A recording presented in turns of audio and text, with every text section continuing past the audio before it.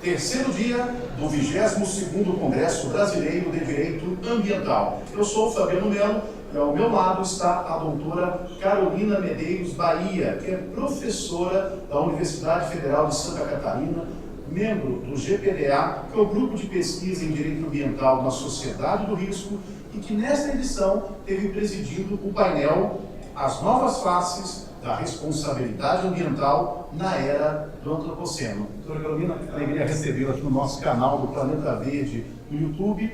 Eu gostaria de perguntar sobre a responsabilidade civil em matéria ambiental. Um panorama, a leitura jurisprudencial, até mesmo porque é o objeto da sua tese de doutoramento. Pois é, Fabiano. Prazer enorme estar aqui conversando com o canal.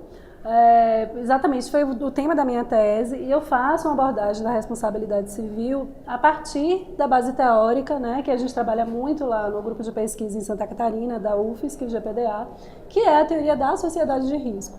Então o que a gente observa é que, muito embora no campo ambiental a gente tem evoluído legislativamente para consagrar a ideia da responsabilidade civil objetiva, ou seja, aquela que prescinde da comprovação do elemento culpa, nós observamos na prática que, em virtude desse cenário, né, que nós vivenciamos de danos caracterizados por uma característica muito própria, né, porque eles não estão localizados em uma dimensão temporal específica, potencialmente várias gerações podem ser alcançadas por um determinado evento lesivo, ele não respeita também limites territoriais, esse dano também ele advém muitas vezes de riscos que têm uma característica de marcada invisibilidade. Então, todo esse contexto, né, que é muito próprio das chamadas sociedades pós-modernas, né, que o Beck denomina de sociedade de risco, tornam tanto a identificação do nexo de causalidade quanto a comprovação um desafio para o direito de uma maneira geral, né?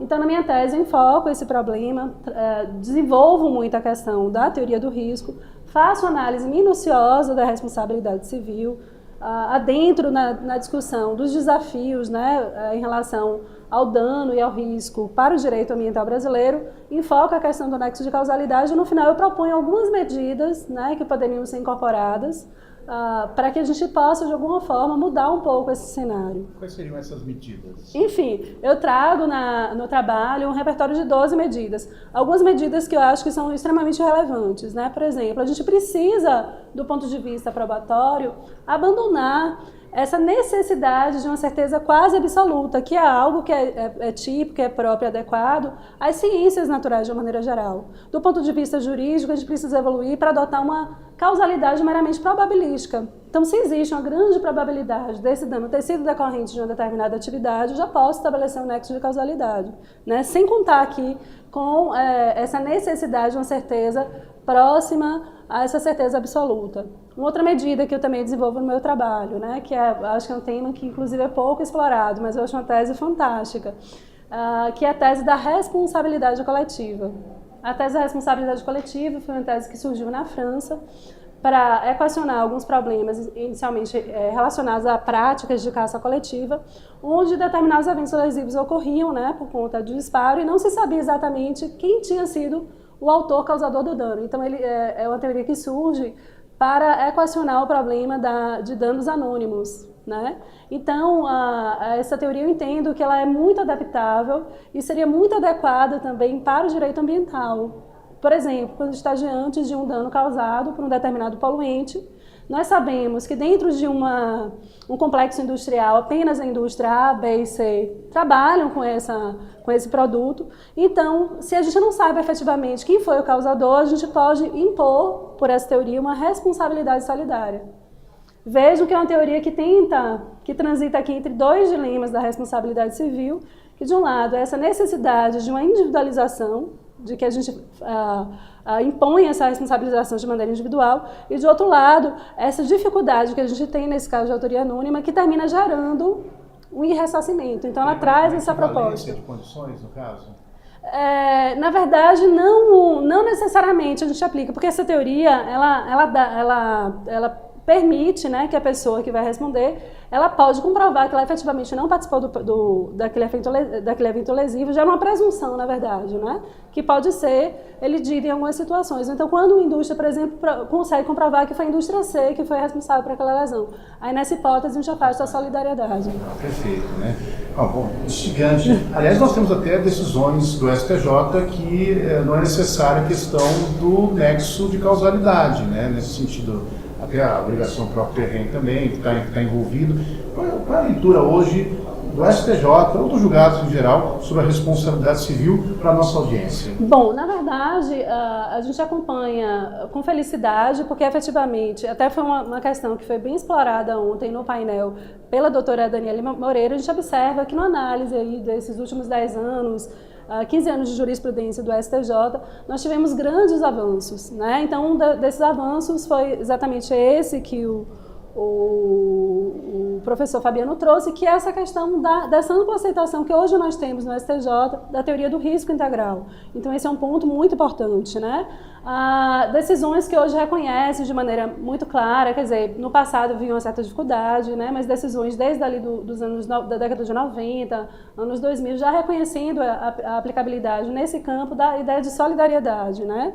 Com base naquele dispositivo do Código Civil 942, que diz, né, que quando um dano ele tem mais de um causador, né, na esfera extrapatrimonial, então qualquer causador ele seria considerado aqui também como solidariamente responsável, né? Outras questões, né, a própria ideia da responsabilidade civil por área degradada como obrigação própria terreno, que vincula também o novo adquirente, né? Enfim, a gente tem observado a questão da prescrição da pretensão reparatória por dano ambiental, né? Que a gente tem aquele caso paradigmático, que foi o caso das mineradoras em Santa Catarina, que já vem na linha de afirmar efetivamente a imprescritibilidade quando essa lesão afeta o meio ambiente nessa dimensão coletiva. A lesão antiga, inclusive 2007, no ministro João Exatamente, Carlos, mas já é um marco e... depois ainda acabou sendo replicada também, né? Exatamente. Eu queria perguntar também um pouquinho sobre a responsabilidade civil do Estado, sobretudo em omissão. O senhor tem alguma coisa que você poderia estar colocando? Bom, é um tema também bastante delicado, né? Um tema também bastante polêmico, porque a gente tem uma tese majoritária ainda nos tribunais, no STJ e no STF,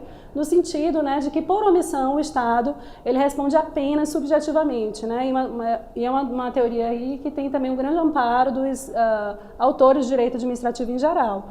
E aí, com relação a essa decisão, acho que a gente tem um marco também evolutivo e acho que a gente tem que agradecer muito aqui a contribuição especial de alguns ministros no STJ, como o caso do Antônio Herman Benjamin, a própria Eliana Calmon também trouxe grande inovação e evolução, né? Emplacou algumas teses que na doutrina a gente já debatia, já construía, né? Então, com relação a esse ponto, em uma decisão que também não é tão recente, mas também é uma decisão paradigmática, o ministro Herman, então, construiu a tese de que no campo ambiental não há hipótese de se afastar, né, na hipótese de omissão do Estado, a responsabilidade civil objetiva, porque essa responsabilidade ela é imposta por uma lei especial, né, e para solucionar o problema político que gira em torno do tema, né, que o grande debate e que leva a essa construção de que a responsabilidade, no caso de omissão, seria uma responsabilidade subjetiva, porque a gente sabe que também não seria politicamente interessante transformar o Estado em uma espécie de segurador universal.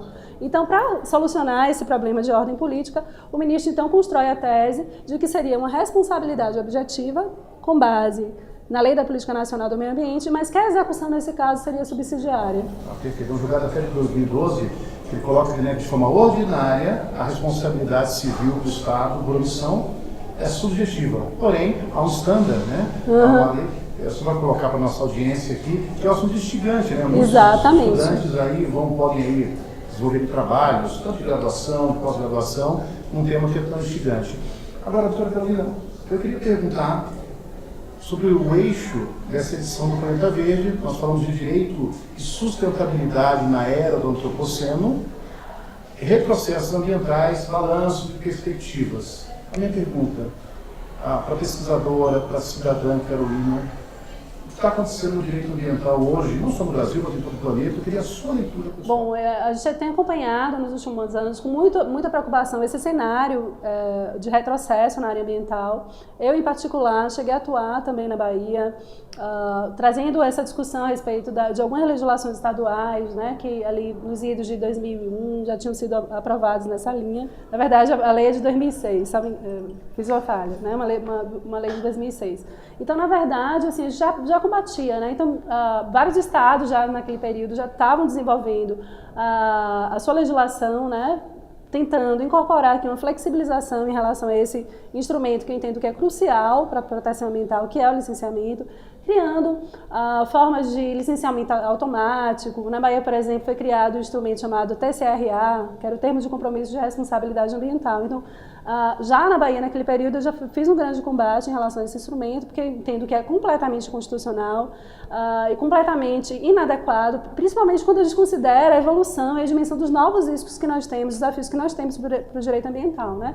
Infelizmente, essa ação ela não era uma ação isolada, né? Já vinha acontecendo em alguns estados, e agora a gente vê a incorporação disso também na legislação federal, né? No primeiro momento, a gente trouxe esse debate, tentando exatamente discutir o princípio da vedação do retrocesso, da progressividade das normas ambientais, na época da discussão do Código Florestal, e agora a gente está vendo realmente o licenciamento ambiental, esse que, a meu ver, é o principal instrumento que nós temos de proteção do meio ambiente, sendo realmente fulminado na sua essência, praticamente abolido, porque realmente se esse projeto de lei que está em discussão ele passar, a gente vai praticamente retirar o efeito concreto, né, e vai diminuir muito a possibilidade de eficiência desse instrumento, né? Então, assim, eu acho que vou aproveitar também sua audiência, professor Fabiano, para fazer um apelo, porque eu acho que essa não é uma discussão importante só para quem é pesquisador, professor de direito ambiental, ou para quem está no Ministério Público. Eu acho que toda a coletividade, toda a sociedade perde se esse projeto de lei for à frente. Já vivenciamos também alguns momentos em que a gente observou que a participação popular, até no momento recente do país, teve um papel fundamental, né, no desdobramento que a gente viu em seguida. Então, acho que chegou a hora de todos nós nos organizarmos, né, para batalhar realmente por uma legislação que seja eficaz, para combater esse retrocesso, para que mais adiante a gente não chore o leite derramado. Ok, Carolina, muito obrigado pela sua presença e fica o convite a você para acompanhar as entrevistas do 22º Congresso Brasileiro de Direito Ambiental.